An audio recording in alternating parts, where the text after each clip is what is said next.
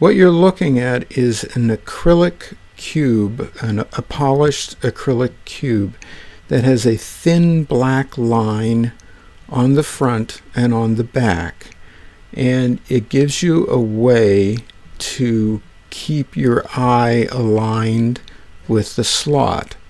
I use this on my light box. I just stuck it in some clay so I can move it around until I get it lined up with another thin black line that I run through the middle of my light table.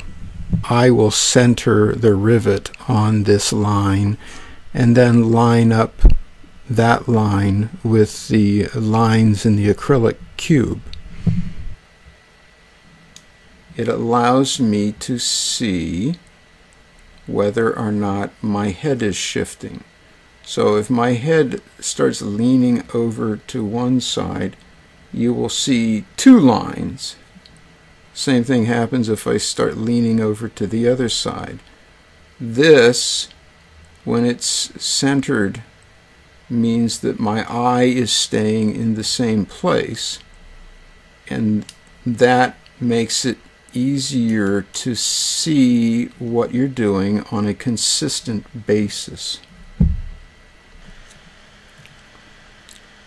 Here's another example of what can happen as your eye shifts. I'm just simply moving the camera here, and as I shift the camera from right to left, same as if you were moving your eye slightly while you're working, if I saw this, I would be probably closing it up too much, as opposed to if I was looking at this. I'm talking about the right hand side. You see how wide it looks there? So that is why having a reference point is useful. Here is an example of a reed that was not centered at the factory. Now, when I have this straight on the reed,